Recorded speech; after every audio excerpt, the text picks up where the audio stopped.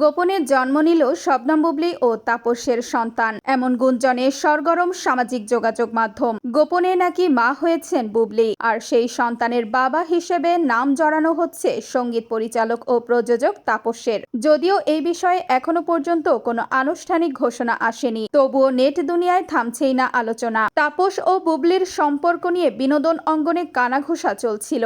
একসঙ্গে বিভিন্ন অনুষ্ঠানে উপস্থিত হওয়া, ঘনিষ্ঠ মুহূর্তের কিছু ছবি ও নানা ইঙ্গিতপূর্ণ স্ট্যাটাস ঘিরে তখন থেকেই শুরু হয় সম্পর্কের গুঞ্জন। এমনকি গভীর রাতে তাপসের স্টুডিওর বাথরুমে আটকা পড়েছিলেন বুবলী। কেউ কেউ বলছেন সেই সম্পর্ক ধীরে ধীরে প্রেমে রূপ নেয়, আর পরে গড়ে ওঠে তাদের গোপন সংসার। সেই গোপন সংসারেই নাকি জন্ম নিয়েছে একটি ফুটফুটে কন্যা সন্তান। এত বড় একটি খবর ছড়িয়ে পড়ার পরও এখনো পর্যন্ত সরাসরি কোনো মন্তব্য করেননি শবনম বুবলী কিংবা তাপস। তাদের সাথে যোগাযোগের চেষ্টা করা হলেও দুজনেই বিষয়টি এড়িয়ে গেছেন। তবে অবশেষে বিষয়টি নিয়ে সংক্ষিপ্ত প্রতিক্রিয়া দিয়েছেন বুবলী। তিনি জানান, এটা আমার ব্যক্তিগত বিষয়, ব্যক্তিগত জীবন নিয়ে আমি এখনই কোনো কথা বলতে চাই না।